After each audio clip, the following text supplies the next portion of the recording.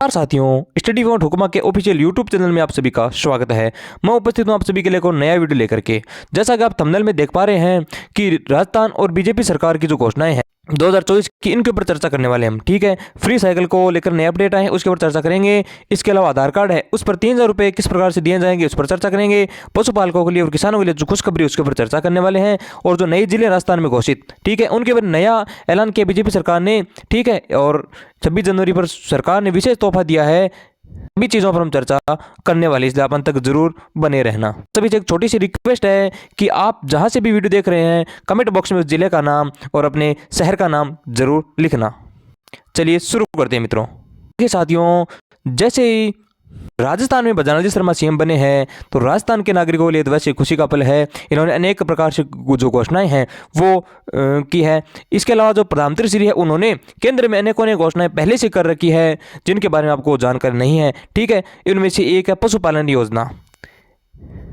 कई वर्षों से ये योजना लागू है केंद्र में, लेकिन जो किसान भाई है उनको इस योजना के बारे में पता नहीं है। तो मैं आप सभी को इस योजना के बारे में पूर्ण रूप से जानकारी देने वाला हूँ। जो पशुपालक है उनके है ना, एक सब्सिडी के रूप में आर्थिक सहायता दी जाती है सरकार के द्वारा।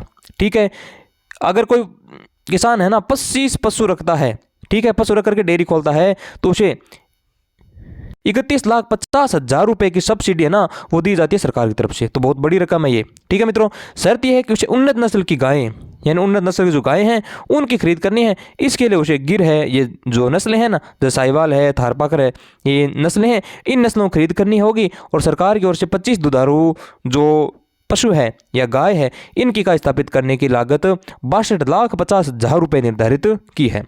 ठीक है, यानी 62 लाख रुपए होती है इनकी लागत, लेकिन इनमें से आपको 50% वह सरकार सब्सिडी के रूप में अनुदान देती है। यानी 31,25,000 रुपये आपके सब्सिडी के आ जाते हैं और इतने पैसे आपको लगाने पड़ते हैं। अच्छा अवसर होने वाला है जो किसान भाई है, ठीक है, अपने जो भी डेयरी फार्म हाउस या डेयरी खोलना चाहता है उनके लिए। देखिए विस्तार से चर्चा करते हैं। पहला जो चरण होता है ना, इकाई के निर्माण पर परियोजना का लागत का 25%, ठीक है, अनुदान दिया जाता है। अलग अलग किस्तों के रूप में अनुदान होता है मित्रों।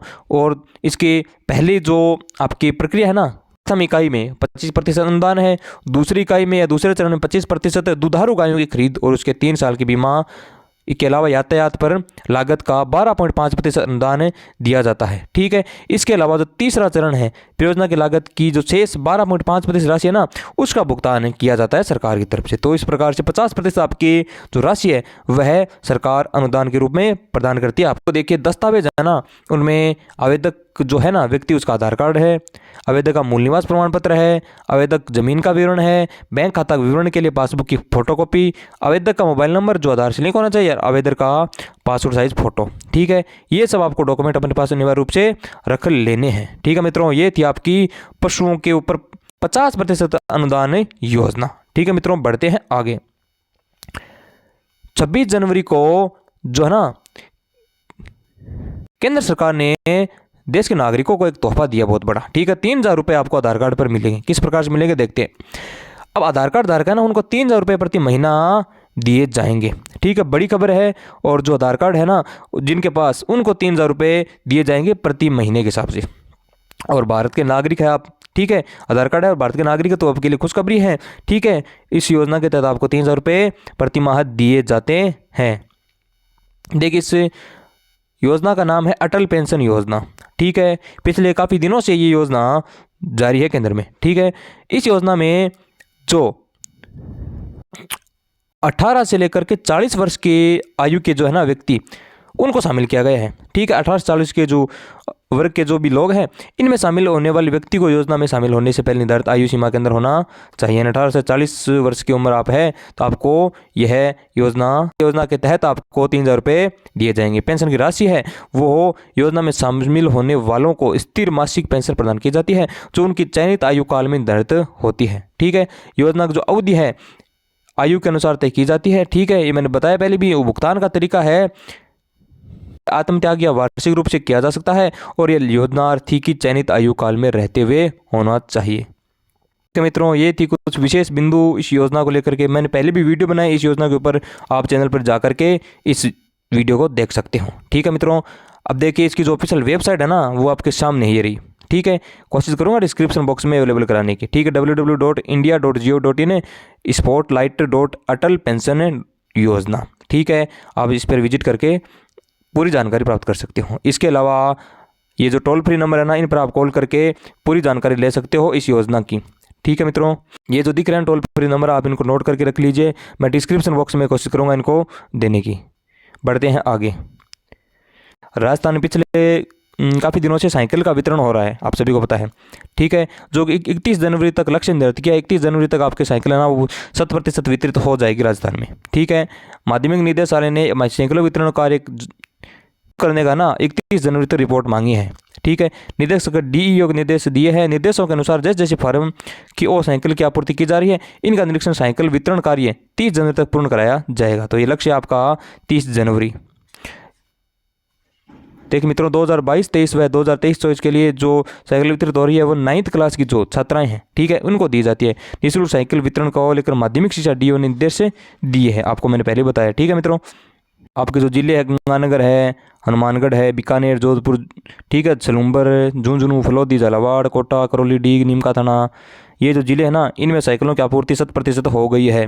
ठीक है, शेष जो जिले हैं उनमें भी आगामी दिनों में साइकिलों का कार्य वितरित और पूर्ण हो जाएगा।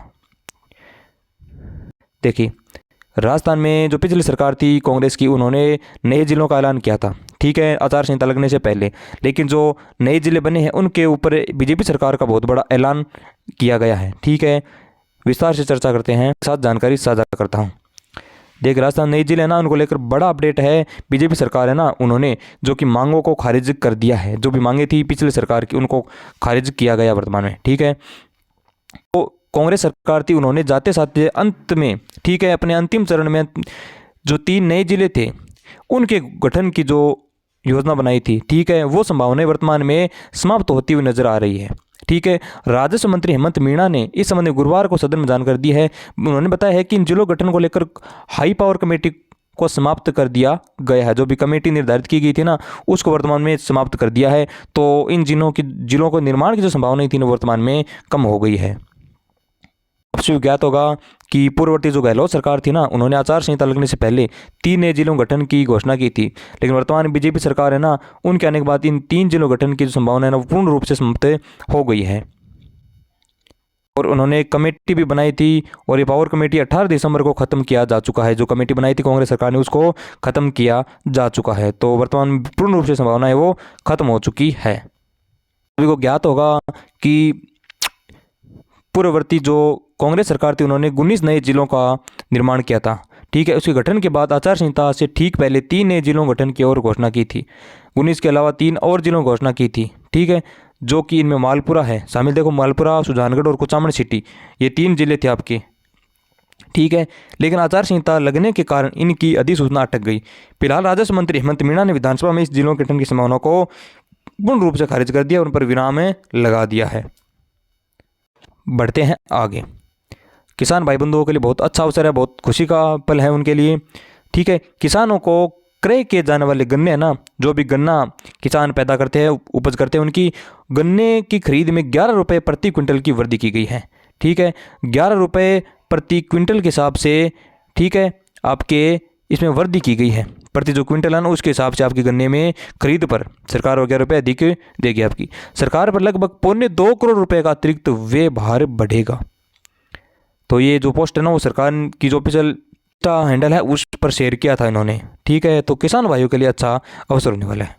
ठीक है मित्रों, ये था आज का वीडियो। हमारा वीडियो यहीं पर समाप्त होता है। तो आप सभी से लिए हम्बल रिक्वेस्ट है कि आपसे वीडियो को ज़्यादा से ज़्यादा लाइक करना और ज़्यादा से ज़्यादा शेयर करना, और चैनल पर नए हो तो चैनल को सब्सक्राइब करके जरूर जाना। मिलते हैं नेक्स्ट वीडियो में, तब तक के लिए जय हिंद, वंदे मातरम।